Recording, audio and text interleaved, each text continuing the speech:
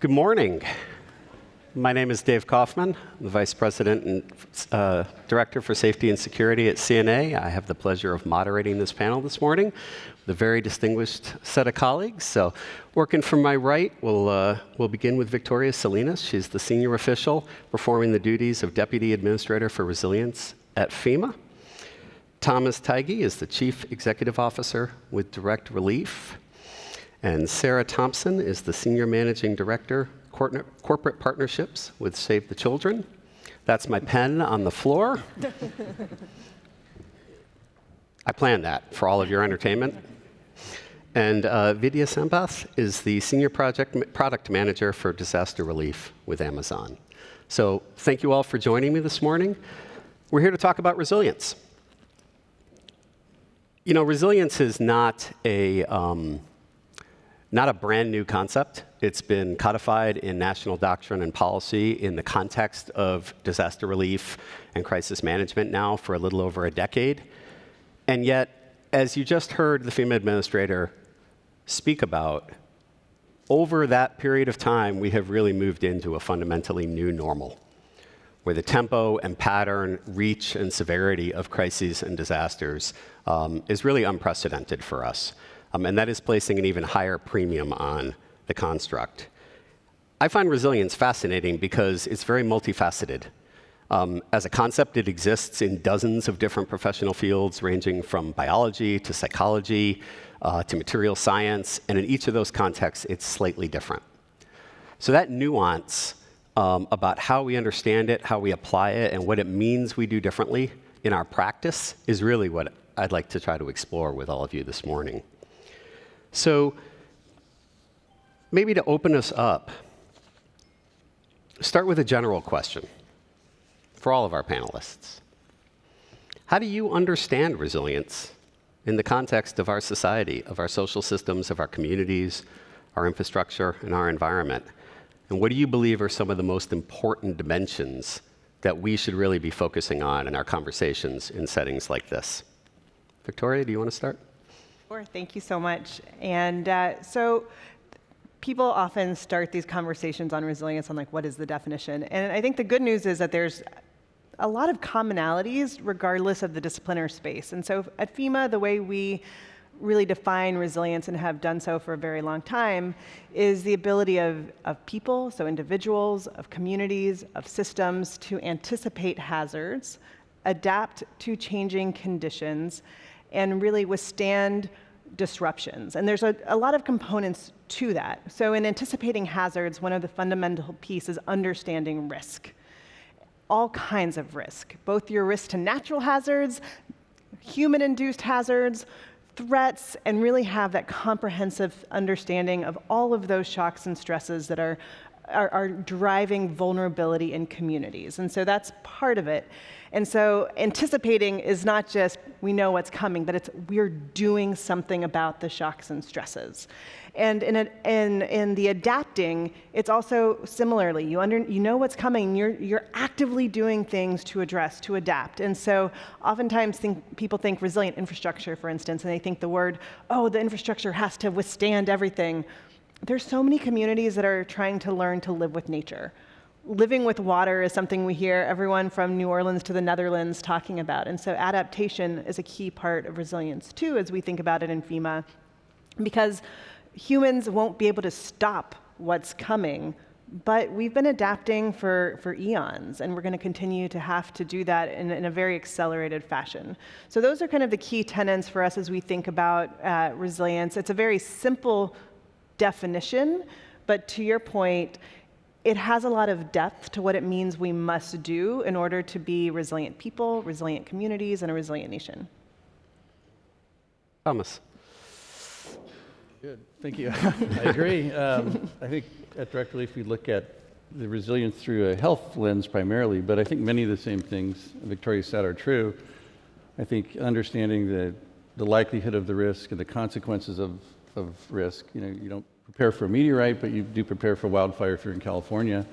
And I think the likelihood is going up for health-related events or natural events that have massive health-related consequences. And I think So for us, we look at, well, what is within the control? What is predictable? What can be mitigated? And so resilience is another word. I mean, more resilience is better preparedness. I think they tend to have a line drawn between them.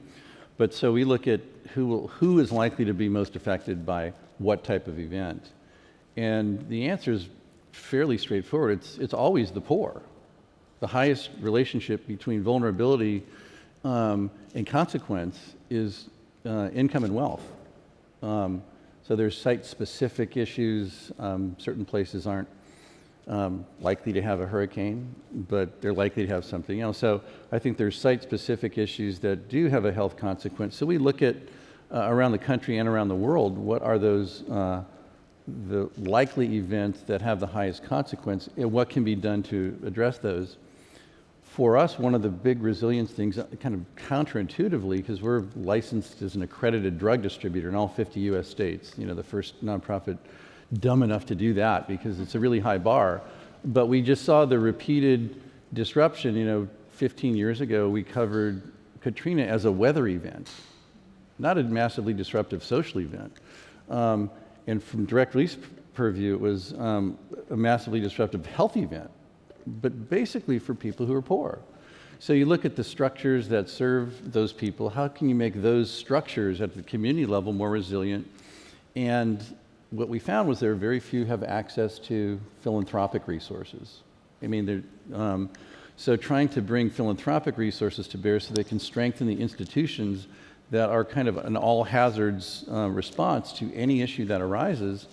And a big one, I think increasing that we've seen is the loss of power has a massive consequence for the availability of health services. Now everyone is required to have electronic health records, which is great if you have electricity. If you don't, health services stop. So for people who really don't have any options other than their local community health center, that is a massive double blow with compounding consequences. So we've tried to pool money and have started getting resilient microgrids at community health centers in communities that are likely to experience outages, which is predictable. So we look at kind of the range of factors, as Victoria said, but there's issue specific, there's place specific, there's social economic indicators, and the social vulnerability index, which kind of puts it all together and has a predictable pattern of who is vulnerable to what, where, is a really helpful construct. And we're just deeply thankful that as a privately funded philanthropy, many of the chamber members have been deeply involved in this because they get it. They understand what the risks are for their own business continuity, but those same issues, when extended to other places, are very apt analogies. So bottom line is I agree with everything Victoria said. Thank you. Wonderful, thank you. Sarah, do you want to build on that? Yeah, I guess we'll keep the agreement bandwagon going. Like I said, there's a common theme. There's a common theme, so we all agree with each other. It's okay. Save the Children, we've been responding to humanitarian crisis both in the U.S. and around the world for more than 100 years. And we know that the best way to measure a community's resilience is by can they meet the needs of the most vulnerable? And specifically, can they care for its own children? And this is not surprising. That's because when you think about children, to meet their needs, you have to work across sectors, across all levels of the community. I think we've had a lesson very recently with COVID is how are we getting childcare back up and running? How can parents get back to work? How can we revive the economy? How are we getting schools and access to education?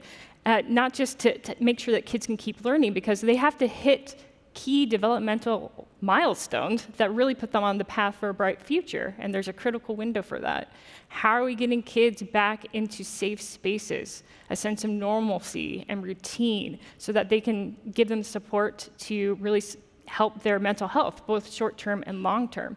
So again, another way to put this is how we're investing in children's resilience now is really investing in the future of a community's resilience.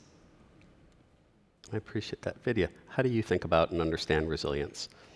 It's hard to be the fourth person to answer this question, but I'm going to fall back on my public health training and put a framework on what all of you have said so far. So I think Victoria talked about, the individual level and at the and the need for adaptation, and Thomas, you mentioned structures. So if we were to just sort of dig deeper into those three elements, and also bring in a little bit of how we're thinking about this at Amazon right now,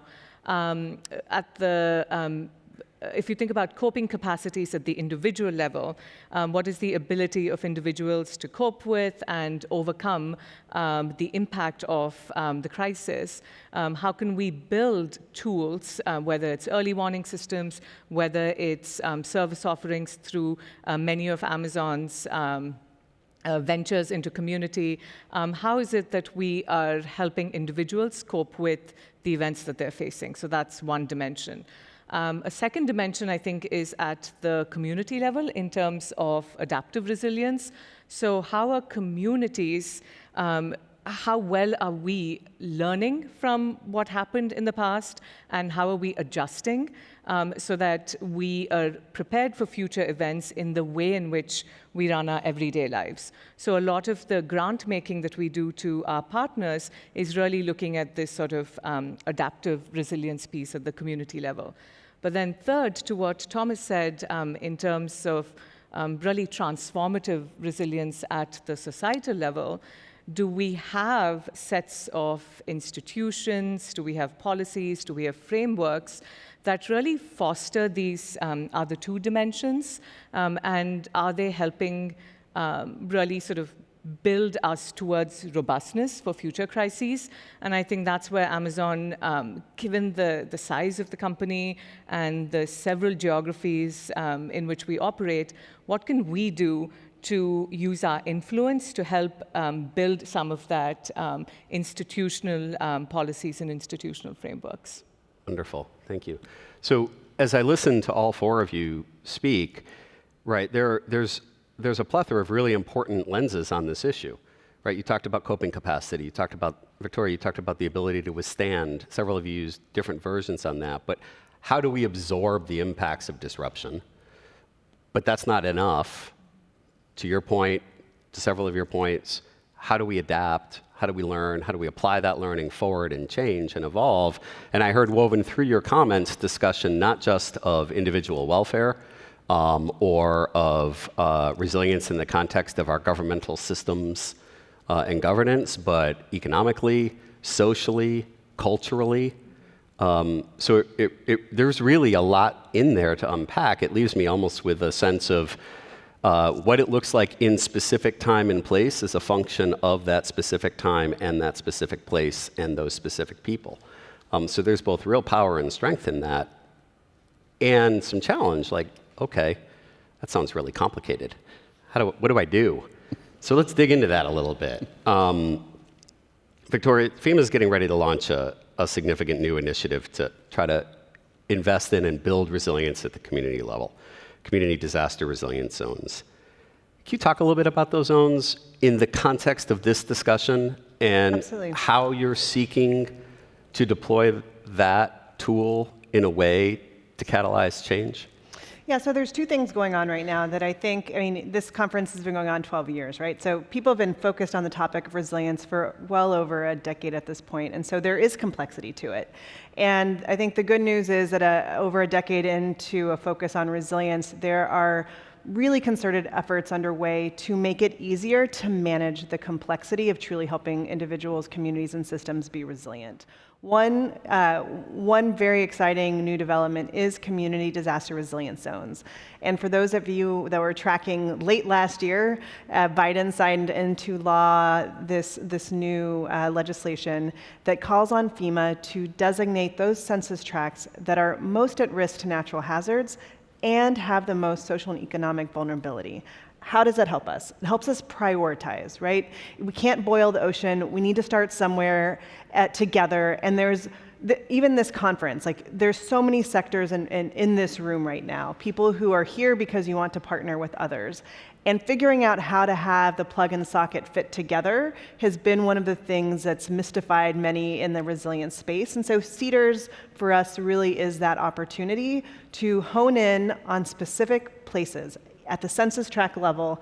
And the thrust behind this legislation is, at minimum, one of our big programs, the Building Resilient Infrastructure and Communities program. Those census tracts will get a better cost share, which is really helpful for low-income communities, 90%. So that's good enough in and of itself, but that's not enough. The thrust behind the legislation was, can we have the private sector, the public sector, philanthropy, all come together with the many tools we represent and work together to accelerate resilience in these designated areas over the course of 5 years. So very tangible.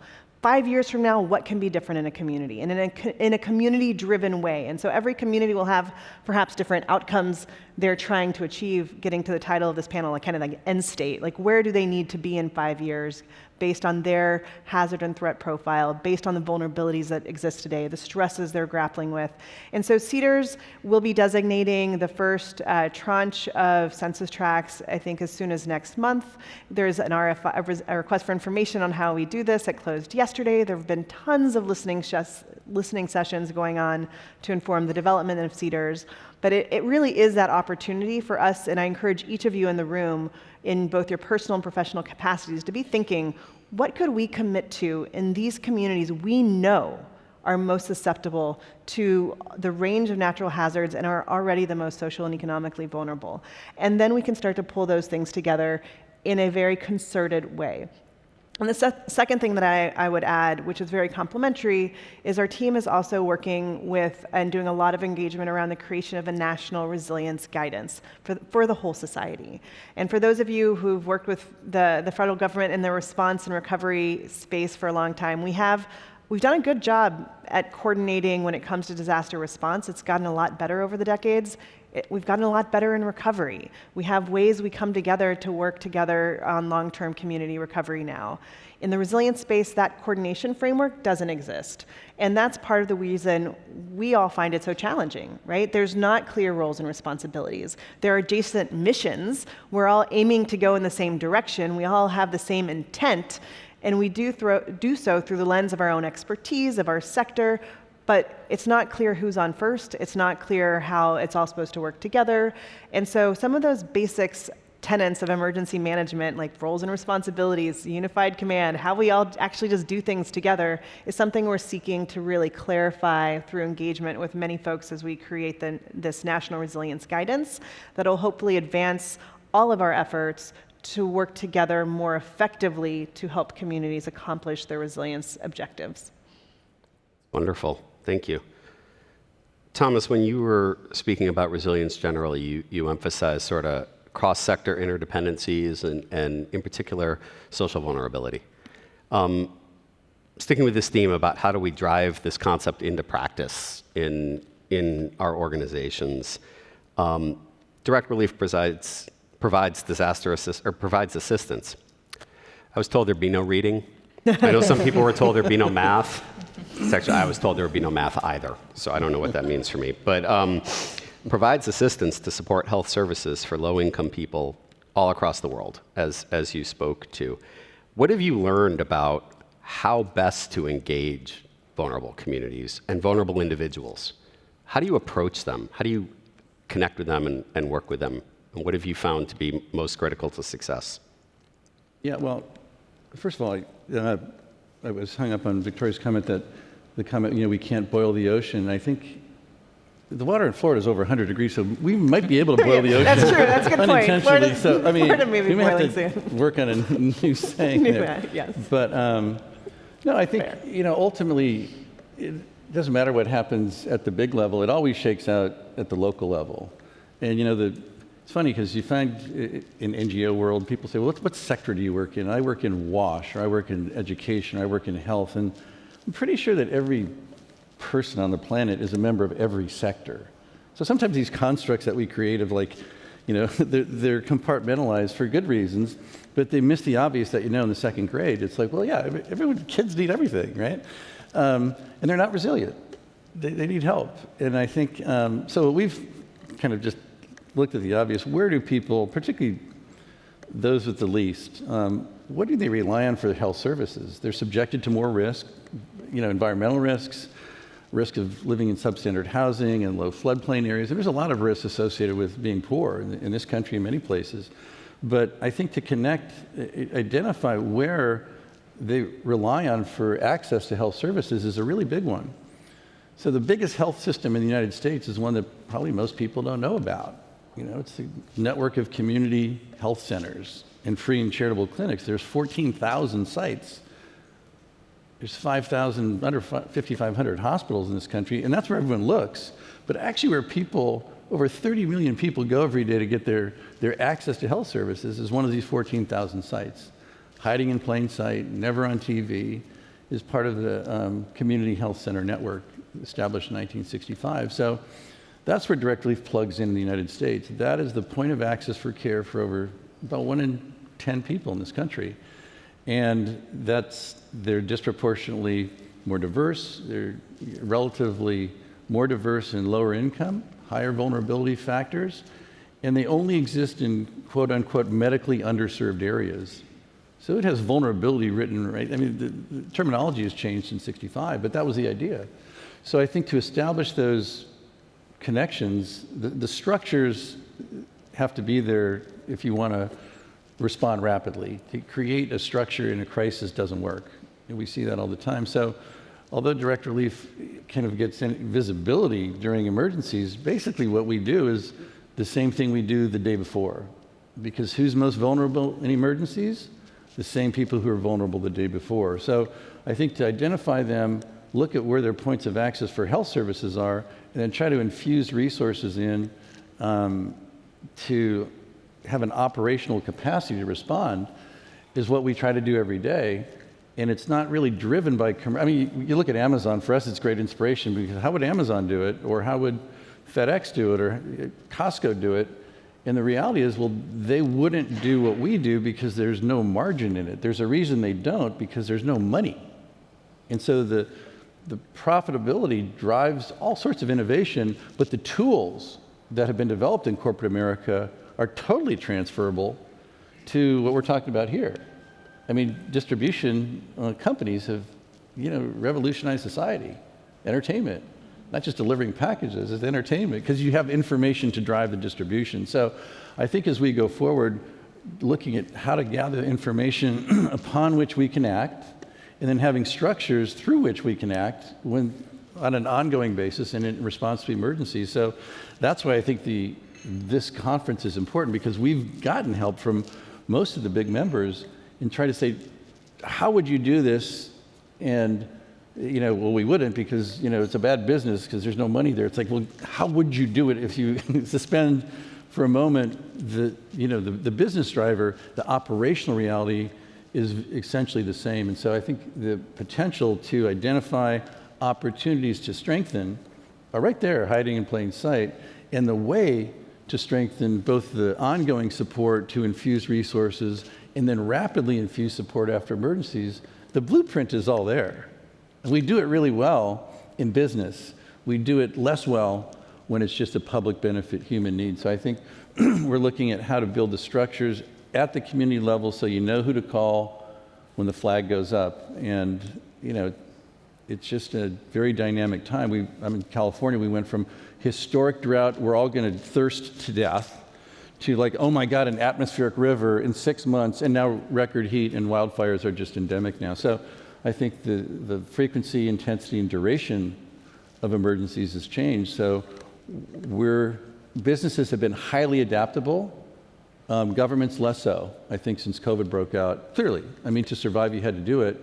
I think the nonprofit community, philanthropy, government can take a good cue from how fast and how well, and looking at the bottom line. How do you make it happen for your customers? Because these aren't consumer customers, they're just citizens who need help. Appreciate that. And I appreciate also the point you made about seeing where people are turning for support every day to understand points of engagement. I think that resonated with me. Vidya, Amazon has been, actually Amazon was recognized last year at the annual Corporate Citizenship Conference and Citizens Awards for its comprehensive disaster program. And as part of that, strong partnership with Save the Children. And I'm curious, could you talk to us, both of you and Sarah, about that partnership, about that program, and about what each of you have learned about how to make change, how to advance things productively through that partnership? So I think just taking a step back in general and looking at how we are preparing and planning, we do something called OP1, which is Operation Planning 1, and we just wrapped it up, and we're looking at 18-month cycles of how we work. And one of the things that we have been looking at is that very traditional bell curve of disaster response, which is, you have a little bit of time spent in preparedness, whether it's a notice event or a no-notice event, then you have the actual response to a disaster, and then you have this long tail of recovery. What we try and do now with partners, and that has been the real focus of the last couple of years, both with the partnership with SAVE and with our other partners, many of whom are here, is flipping that curve so that instead of having a long tail of recovery, you actually have a long intro period of preparedness so that the recovery period is actually the shortest, if you will. And so focusing in on that preparedness has meant that with organizations like Save the Children, we've gone all in on product pre-positioning around the world, whether it's the war in Ukraine, which led to us working with Save the Children in pre-positioning several 100,000 items in Poland and Slovakia, whether it's what we have in Atlanta, where over 3 million items we have now pre-positioned for active disaster season year-round in the US. So I think it's that focus on preparedness at this point. And then as we look into the next 18 months, a lot of the feedback that we've received from partners is this is a lot of stuff at the end of the day, and it's a lot of single-use stuff. And sometimes that is what is needed, but how can we, again, use the size and scale of Amazon to innovate in terms of the types of products? So we're really working directly with several of our large vendor companies to see how can we create long-term use products or multi-use products. So even if it's provided to individuals and families during disasters, the life cycle of that product lasts well beyond the actual event. How can we look at sustainable products? We work with organizations that provide hot meals after a disaster.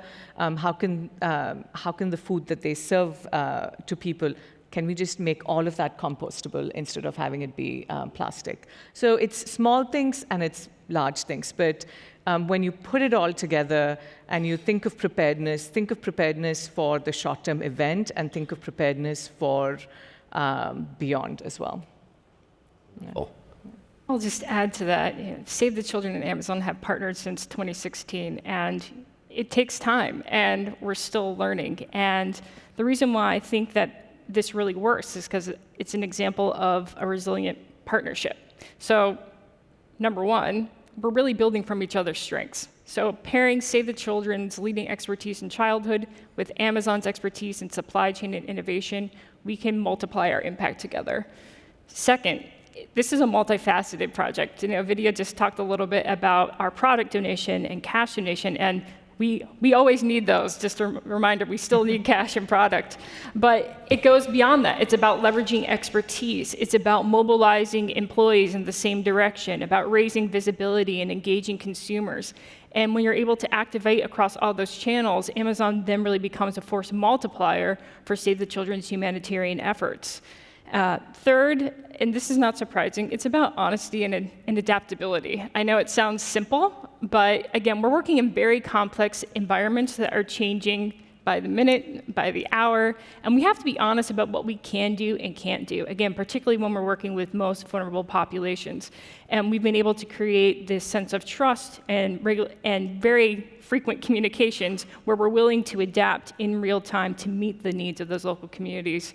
And last but not least, I like to think we play well in the sandbox with others. We know it's not just about Save the Children and Amazon, it's about the whole ecosystem. It's about working with governments, working with other NGOs, working with other corporations, because we know when we're all working together, we can go further and faster. In your first comments, you talked about a wonderful metric for how we understand success in this space. And I'm going to come back to that point for all of you in just a second, but about our community's ability to provide for the needs of their children, right? It doesn't get more local than that, right? And I can feel it when I think about my own kids. And yet, Save the Children works at a global scale. And the tempo and diversity of crises globally, I mean, we could spend the entire morning just talking about what they are and naming them. How do you grapple with that dichotomy, if you will, between sort of seeking to advance globally, but in such a hyper-local way? Well, I agree with the previous comments. It's got to be designed locally, but scaled globally, right? And how do you do that? One of the ways that Save the Children is looking at resilience is using anticipatory action. And we're using data and technology to essentially be able to predict and prepare for acute shocks, particularly in areas and regions that are suffering from chronic stresses, like hunger, like migration, like conflict.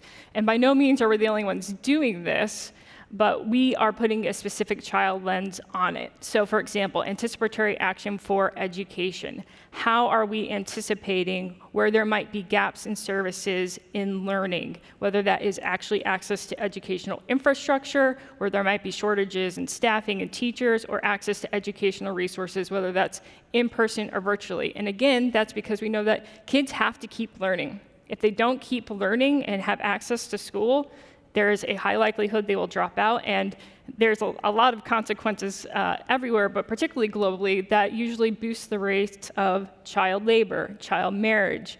And when you think about the overall then global scale of resilience, you know, it quickly escalates to big, complex problems that, again, if we're putting in the mitigations on the front end, can really minimize those consequences and set off for a brighter path, a brighter future for children. I appreciate that. Very strong theme from all four of you around the importance of underlying community conditions and recognizing that and acting there. We're coming up to the top of the hour. This panel is allegedly about end states, but as I'm listening to this conversation, I'm not getting the sense that this is an end state that one achieves and we're done. So how should we be thinking about success? What does success look like when we're talking about resilience? Vidya, do you want to start? I think maybe I'll sort of just do a broad call to action for everyone here today and over the next couple of days as we engage in all the different sessions at the conferences. Can we work towards a common vision for what we mean by resilient response? Victoria, you said, there's no one-size-fits-all approach. It has to be specific to the community. So I'm not talking about a definition. I'm certainly not talking about a checklist, really. But if we can work towards a common vision, then I think what happens is that each of us sort of we don't really want to give up our autonomy, because as organizations, we have our own motives and incentives and pressures. But if we have this common vision, then it forms this approach in terms of this shared vision that can really help us shape our programming and how we execute on it, because we're all working towards that one vision. So I would say that that's sort of one success, not necessarily metric, but success goal to work towards as a disaster response community. And I think the second thing I would say is just increasing the richness of information sharing mechanisms that we have. So the US Chamber of Commerce Foundation, this is an excellent example. But if we could do more of this, but also diversify the voices within this community as well, in terms of having more hyperlocal community voices sharing their experience with recent disasters, as well as organizations that are building back after 5, 10, 15 years, and understanding why is it that long, and really reducing that again. So I would say those are the two things that I would say are critical to however we define what success looks like. Thank you. Sarah? Yeah, I mean, resilience is never done, and let's just say it, it's hard. It's hard, and because of that, really we have to be embedding resilience principles into everything that we do, into program design, and again, we have to get out of the idea that there's these constructs of different sectors or contexts of development versus humanitarian. It's across the board.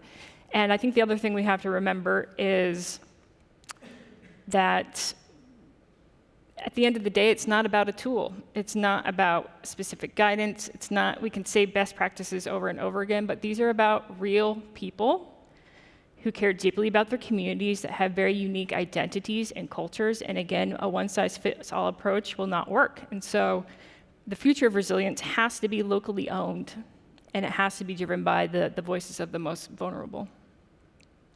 Thank you. Thomas? I agree with that too. I mean, I think for me, it's kind of the immediacy of post-COVID. The question, $4 trillion in the U.S. was spent, and so the question on basically a public health emergency, and the question is, are the public health institutions that we all look to on TV for guidance, are they weaker or stronger after $4 trillion? I think the consensus view is that they're weaker. That's scary. So I think resilience, what it looks like, is not just having a purely government-centric view of what the government policy is, although that is absolutely essential. It can't just, it's got to engage everybody. People in government don't care more about this country than anyone here does. Nor does it, I mean, it's a societal question. And I think what the future of resilience looks like is different participants behaving differently and offering what they have, because the extraordinary progress of our species in solving problems, we've never had the ability to solve problems as much as we do today, yet they seem vexing to us. It's weird, right? So I'm not sure what the future looks like, except it's got to look different. The funding can't just be, if you're successful, pay more taxes because these institutions are going to figure it out. They won't, because they didn't, and no one wants to pay taxes if it's not going to translate into meaningful behavior. So it's got to just get over ourselves and our charters and our missions and kind of say, look, we're all kind of in this together. And who's got something to offer? And I'm deeply thankful for the Chamber for recognizing this for a long time. All of those awards that you give and recognize, people need a model to follow sometimes that looks a little bit different. If everyone looks to follow the best practices, we will never have another best practice. By definition, you won't. It's just chasing the tail, right? So I think the future, for me, narrowly, it's like the marker of progress is going to be if we have more resilient power at community health. If you want to decarbonize the economy, it's too big. My advice, start at the community health centers, because there's high consequence when the power is lost there. And there's high benefit if you can have locally generated and stored power to deliver health services to the poor in this country. And that's totally doable in 5 years. It just needs some leadership investment, but it's right there to be had. Wonderful. Victoria? I think I would lift up that it's really important to define the outcomes at a hyper-local level for us to be successful in achieving resilience. And it may not be binary, like you are or you are not resilient. It is probably a spectrum of you are more or less resilient. But when I think about some of the exciting projects that FEMA has been able to partner with communities on, they happen at different tangible levels, whether it's in Omaha Regional Flood District, where there's a bunch of communities that are impacted by potential flooding. They created there's a dam control project that's going to help businesses, it's going to help neighborhoods. And that district, in that area, there are other chronic stresses, other shocks that they're susceptible to. And so there are concrete outcomes that the community can drive to, gaps that can be closed, disparities that can be lessened, whether it's, and I saw this as the Chief Resilience Officer in Oakland, we had life expectancy discrepancies that were enormous between the hills and the flats. Those are all things that are measurable. Those are all things that are closable. Those gaps are closable.